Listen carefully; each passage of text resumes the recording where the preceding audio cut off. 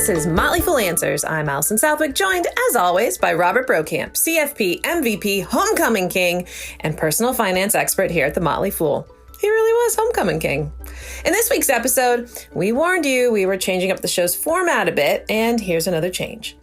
Rather than bring you a mailbag episode the last week of every month, we'll aim to bring you interesting interviews with outside experts in the field of retirement, money, finance, and honestly, whatever we want to talk about. This week, Bro sits down with Geoffrey Sanzenbacher, economist with the Center for Retirement Research at Boston College. They're going to talk about the big trends in retirement today, as well as what to do about Social Security. All that and more on this week's episode of Motley Fool Answers. Longtime listeners know that one of my go-to sources for academic research into financial independence is the Center for Retirement Research at Boston College. Besides a steady stream of studies and analysis, both on their main website and their Squared Away blog, the center also created the National Retirement Risk Index, a measure of the percentage of Americans that will be able to maintain their standard of living once they leave the working world. Here to talk about the index and plenty of other topics is Dr. Geoff Sanzenbacher, Associate Professor of the Practice of Economics and a Research Fellow at the Center for Retirement Research at Boston College. Dr. Sanzenbacher, welcome to Motley Fool Answers. Thanks so much, Robert. So let's start with the National Retirement Risk Index. What is it and what's it saying about retirement preparedness in America nowadays? Yeah, the National Retirement Risk Index is an index that basically takes where people are on their life track for retirement savings and projects them out to the time when they're going to retire, and then looks and see, are they likely to have enough money to maintain their standard of living? If they do have enough money, then we would say they're not at risk. And if they don't have enough savings so that it looks like when they get to retirement, they're going to fall short and not be able to kind of keep living how they are, we would say they're at risk. And the index shows that about half of people are at risk of not having enough wealth to maintain their standard of living once they retire. And that's generally speaking at the retirement age of 65, which is that around the average nowadays? That is actually around the average nowadays. A lot of people, like any average, a lot of people don't make it. A lot of people work longer. But yeah, the average is right around 65. So what happens to the other half? Are they still retiring and then they figure out later that maybe they shouldn't have? Yeah, I think we've looked at some data on what happens to people who reach that threshold without enough money. And there are a couple of things that show up. Their health outcomes appear worse, slightly more likely to die within the study period, more likely to report being in poor health. And they also report being less satisfied with their retirement, which makes sense. If you think about the goal of retirement savings, is to be able to maintain your standard of living once the major source of your income, your earnings, is gone. And so when we say, you don't have enough wealth to retire, what that means is you retire and then your standard of living drops from what you've been used to your whole life. And so, of course, you're going to be dissatisfied. And that's really one of the main things we see. Do we know much about the process by which people make the decision to retire? To me, it's kind of amazing that people choose to quit before they have sufficient resources. Are they getting bad advice? Are they underestimating how much retirement costs? Or are just too many people saying, okay, I'm 65, it's time to retire, and they really didn't do much analysis? I think there's a lot of that. I think if you look at when people retire, there are these huge spikes at 62 and 65. 62 being when you can first claim Social Security, 65 being when you can first get Medicare. And I think those kind of benchmarks play a big role in people's thinking. If there's one thing, I hate to admit this as a researcher, but if there's one thing I've learned doing lots and lots of regressions on people's retirement, decision, it's that we can't explain a whole lot. We might explain 25 to 30% of people's decision making. As an econometrician, that's not so bad. 25 to 30% of what people do is not the worst thing in the world, but that means there's 70% we really don't know. I think a lot of it comes down to how much does someone hate their job or like their job. And that's obviously hard to capture in data. I think a lot of it comes down to these rules of thumb based around these ages that we've kind of drilled into our heads as being important ages. I think some of the more salient things that people do consider is their health. Are they well enough to keep working? Spouses play a big role. If your spouse retires, you're more likely to retire. So those are things we can measure. I think one of the big things that we really can't measure are these soft job characteristics that, someone hates their job, they don't like their boss, they're stressed out. And those are just really hard to pick up in economic data. So I think that plays a big role too. One solution for people who don't have sufficient resources is to work longer. And a previous Center for Retirement Research publication suggested that 85% of workers would be prepared if they worked to age 70. So is this what we should be aiming for as a society? Is 70 the new 65 when it comes to retirement? I wish that it was, Robert, but I think it is. There's an inequality in who can work longer. We did a study, a colleague, Nek Balbase, and myself did a study looking at variation in how easy or difficult our jobs to do for a while. And one thing that consistently comes up is, first of all, and this maybe goes without saying, but blue collar jobs are much harder to do into your 60s than is a white collar job on average. And the reason for that is pretty simple. A lot of those jobs use physical strength, and physical strength, does decline with age.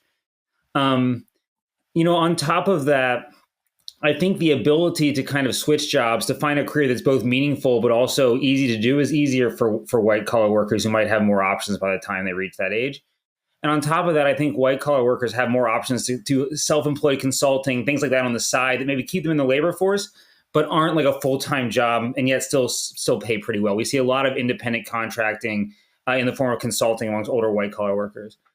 So I think all those things basically mean there's this inequality in who can work longer. And on top of that, like that inequality is really correlated with wealth inequality. And so, the people who maybe need to work the most, who have the least savings, a lot of times those are the very same people who can't really work longer because they're in a physical job, or they're in poor health. And so there are these cross correlations that I think are dangerous for people. We've talked before on the show about how many people end up retiring sooner than expected. Yep. A lot of that, the number one reason is health. People think, oh, yeah, I'm going to be able to work to 65 or maybe 67 or 70, no problem. And then something happens and they're not able to do that. Yeah, health is by far the biggest reason, measurable reason we could find. Again, it's one of those situations where we did a study saying, okay, how do we explain why people retire before they plan? If you ask people in their early 50s, they'll say, oh, yeah, I want to work till 65. I want to work till 66. A lot of people don't make it. And so we did a study looking at, why don't they make it? And again, health was a really big reason. Another big reason was they lost their job. They got laid off and couldn't find a new job. But we also couldn't explain a lot of it. We couldn't explain 70% of it. And so we have this kind of, well, we're doing a pretty good job statistically. It's not bad, but at the same time, it leaves a lot of uncertainty as far as like people have this plan, not when they're 30. I mean, they're in their 50s. They should be, they should have a number in their head that's somewhat more realistic. And yet a lot of people don't make it. We don't exactly know why. So I suspect it's some combination of maybe a spouse retired faster than they thought. Maybe they had grandkids and they want to go see the grandkids. Maybe their job, they hated it more than they thought. But a lot of it is hard to tell. So health, losing a job are big observed factors, but a lot of it's stuff we can't see. Yeah, I'm sure you've seen some of the evidence that's come out that many people have retired during the pandemic. One report I said that estimated maybe 2 million people retired more than they would have expected. And I guess that's a combination of maybe people lost their jobs, also maybe because the stock market has done well. But certainly these things happen and people didn't plan them happening. And then they're at this point in life like, well, heck, why not? Why don't I just go ahead and retire? Yeah, I think the COVID recession is interesting because what you typically see during a recession, like everything in life, unfortunately, things that are bad for the economy tend to hit lower income people worse. And so typically during a recession, we see lower income people retire at a higher rate. And I'd put retire in quotes because I think they leave the workforce maybe non-voluntarily, look a little bit and then say, you know what, I'm done with this. And that happens at low-income people a lot more during recessions. What's weird about the COVID recession is we saw it happen to high-income people more than we'd expect too. And so I think you're right, Robert. I think the stock market doing well probably plays a role. I think those people may also have been fairly well prepared. And who wants to go to work if there's this dangerous virus out there that's especially dangerous to you in your 60s? So I think that also plays a role. And so we do see this interesting pattern, a different pattern during the COVID recession than we had seen before. One of the things I'm working on with a colleague at the center is doing some work on unretirement. So one thing we're always interested in is how many people unretire. So they retire, they thought it was a good idea. They realize, no, it's not, or the economy's coming back, I can find a job easily. And so they unretire. We're trying to look into that and see if that's happening in this recession. Interesting. I look forward to that research. Yeah. Theoretically, another solution might be to use home equity, especially since many Americans have more in home equity than they have saved in their 401k. Yeah. But how often is that used as a retirement resource, and should it be? Yeah, to a first approximation, never, I think. It's very rarely used. I think that it's always worth noting, as much as we talk about the stock market and as important as that is for retirement, probably a third of workers have nothing in retirement accounts. Probably another third don't have that much, so their house is by far the biggest asset they have for retirement. Then you have the top third that maybe have kind of maybe a roughly equal amount on both. And so for that kind of bottom, really 70%, the house is really important. There are the main two ways, I guess, that people can access the house, or maybe three ways. One is downsizing. So people kind of go from the house they had in their 30s, 40s, and 50s and downsize to a smaller house. And in doing that, kind of pocket the profit. That is somewhat uncommon. People are really attached to their house. I went I gave a talk in Newton, Massachusetts, and it was at a senior center. It was about these options. So one is downsizing, one is doing a reverse mortgage, and one is doing something called a property tax deferral, where you're just basically using your home equity to pay your property taxes while you're alive, and then when you sell the house, it gets paid off. People hated all these things. No one wanted to hear it. It was very hostile. I'm not used to hostile crowds. It was not a happy crowd. People don't want to sell their house. They have a lot of memories in their house. People don't want to take a reverse mortgage because I think somewhat rightfully, they don't quite trust that industry. I think that industry has made a lot of strides over the last couple of years, has done a lot, I think, to reform things. Like, for example, if you have a non-borrowing spouse now, they've done a lot to make it easier for that non-borrowing spouse to stay in their house. So I think that industry is making strides, but people still don't trust it. And then the property tax deferral, a lot of times are income restricted. So that's a bit of a problem. It seems like a means tested program and people don't like that. And also it is a lien against your house if people don't like. So people very rarely use any of these options, which is, understandable, but also frustrating as someone who sees that as like the biggest store of wealth that the typical person has. Yeah, people do have very emotional attachments to their house, and they're very uncomfortable with any thought of any concept that's similar to like spending your house, right? Because then what's going to happen? So, right. But clearly, it's the lifeline for it's going to be the lifeline for millions of Americans. I think it is. I think the one way it is used is like an emergency. If something bad, really bad happens, you use the house as your lifeline.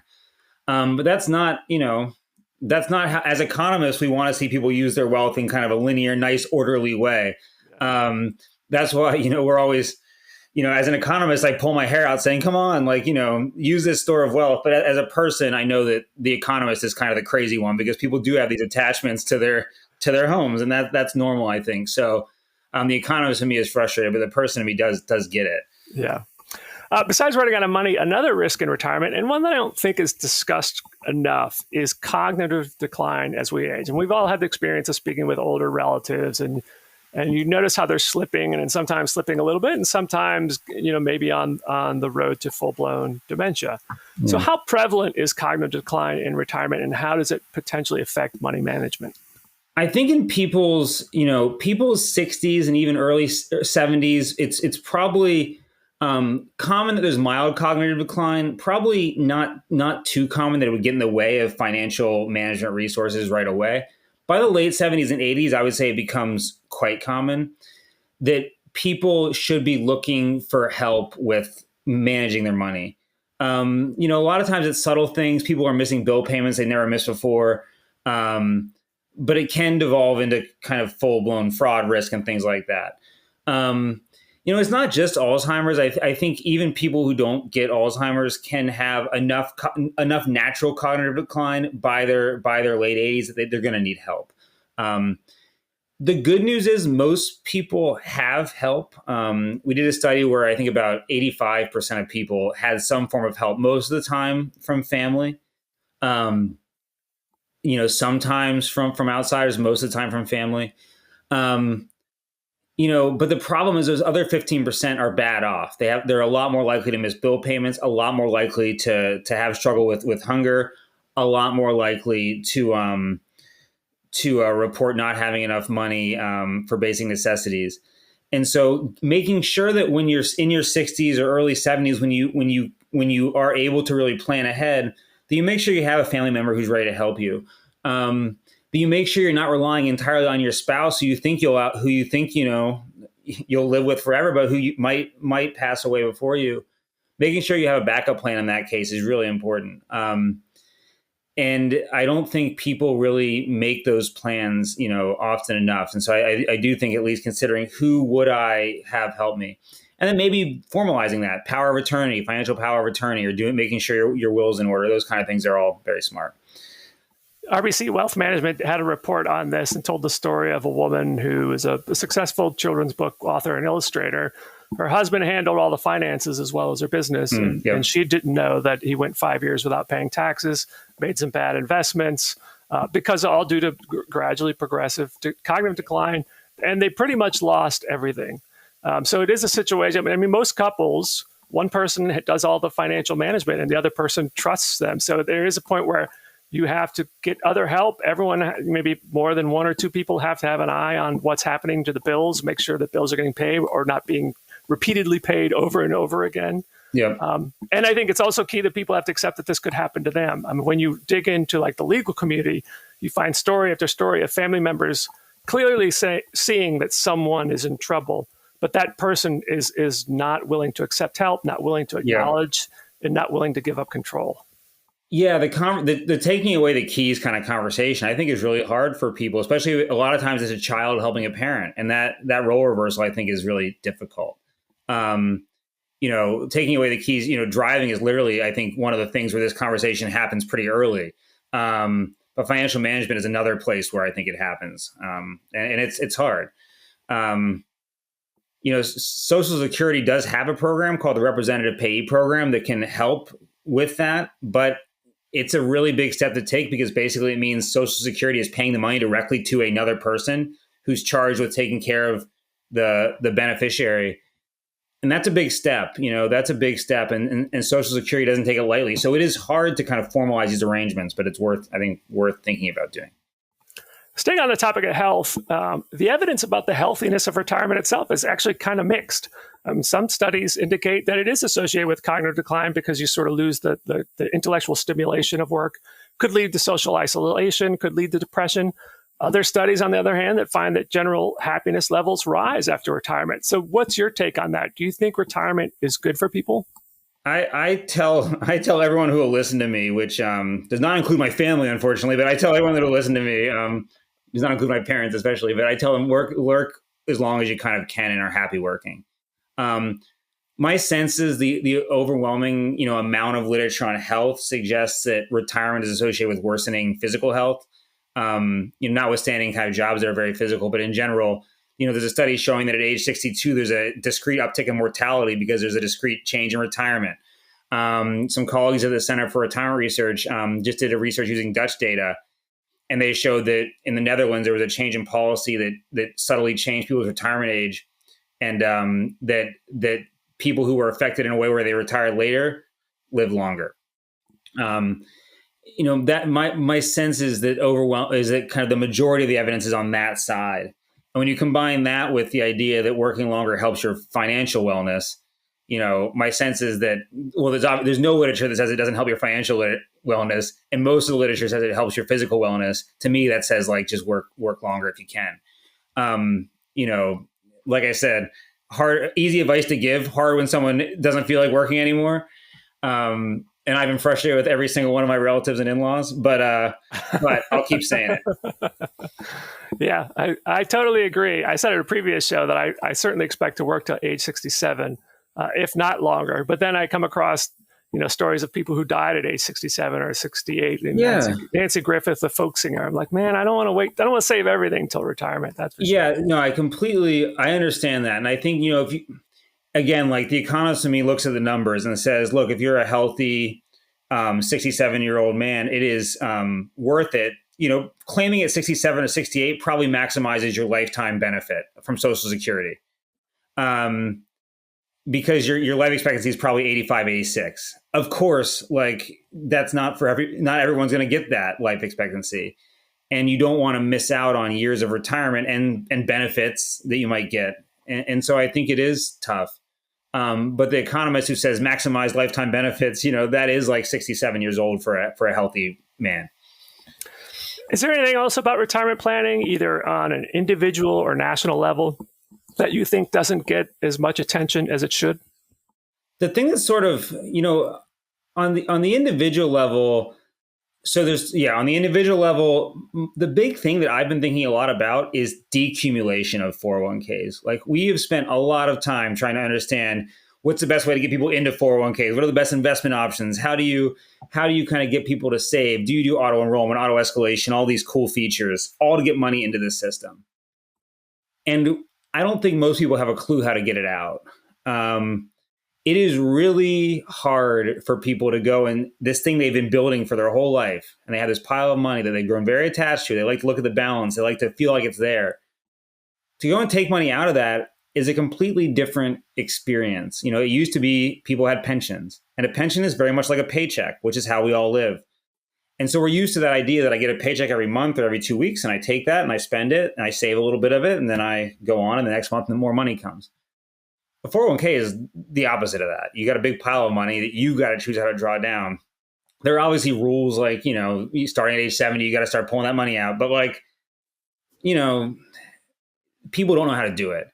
And I think as a society, we should be thinking harder about how do we do this. People don't want to buy annuities. Again, it's like using your house. I think people should do it. People don't like annuities. I basically say a lot of things people don't listen to. Buy annuities, use your house, delay retirement. No one listens.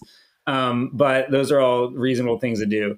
But on the national level, the thing that's really been driving me crazy is Social Security. For a lot of people, Social Security, probably a third to a half, Social Security is their main source of retirement income. And we know that 12 years from now, benefits are going to drop by 20% if we don't do anything. And I think that, if the past is any indication, in 2032, we'll start talking about it. In 2033, we'll do something a month before it's done. But I do worry that that's something we do will be damaging to some people. It may be unintentionally. So one of the things that, of course, is always talked about is pushing back the full retirement age, which is a reasonable thing probably to talk about doing. But it does hurt those people who can't extend their careers more than it hurts people that can extend their careers. And that means basically blue collar workers, who are disproportionately people of color, are going to suffer relative to white collar workers. And so I really do think having that discussion a little bit earlier can help us talk about some of the creative ways we could deal with it, instead of just doing what I think will happen, which is in 2033, they'll increase the payroll tax 5% and increase the FRA by 2 years, and we'll move on. But I don't know that's really the best way. And so I'd like to have the conversation now. So nationally, that'd be what I'd like to see. Yeah, FRI standing for full retirement age, of course. I certainly think, I appreciate all your comments about moving the age back is difficult for some people. I definitely think it makes sense to move up that minimum age of 62. Oh, I do too. I mean, and if you are unable to work, that's a disability issue, right? And then we have a program for that. Yep. Right. But as you pointed out, people, I think this just recently changed, but 62 was the most popular claiming age just because it's there. Yeah, I think it just changed, but I think it was forever. And I think it still pretty much is tied with, I think, 65 probably, which 65 is not a year. It's Medicare. It's not anything to do with Social Security anymore. It's the old FRA, old full retirement age. But it is. I agree with you on that. I think pushing up that early age, and I actually think increasing the full retirement age makes sense. But, if for no other reason than people are living longer. But it's worth noting that people are living longer unequally too. And so just, I think, thinking a little bit about, how do we do this in a way that maintains the progressivity of the program is worth doing. Although I also agree it probably needs done somehow. Yeah. So final question here. Whenever I talk with a retirement expert, I like to close the interview by asking about their own plans. So what does retirement look like for you? Obviously, you're going to work as long as you can. Are you going to keel over your desk at Boston College there one day? I know. I'm very lucky in that I do a job that I absolutely love. And so it's hard to imagine retiring from it. I teach college kids, which if you ask me is a great job. But like what I can see doing is kind of phasing out where I teach a class or two, for income and to keep myself engaged with the school, but I'm not kind of using up a full-time slot, or I'm kind of moving out a little bit like that.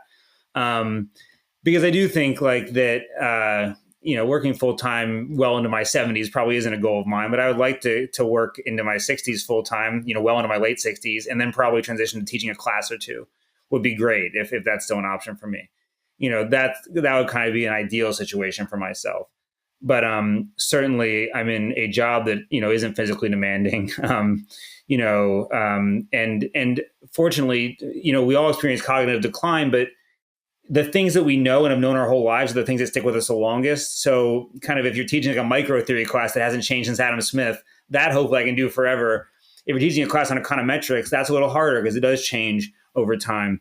And so hopefully I'll be able to teach a class that kind of is stuff that really is kind of the kind of bedrock of the discipline. Our guest today has been Dr. Geoff Sanzenbacher, Associate Professor of the Practice of Economics and a Research Fellow at the Center for Retirement Research at Boston College. Geoff, thank you so much for joining us on Motley Fool Answers. Thanks. Yeah, thank you. I hope that was great. Well, that's the show. It's edited quickly by Rick Engdahl. Our email is answers@fool.com. For Robert Brokamp, I'm Allison Southwick. Stay foolish, everybody.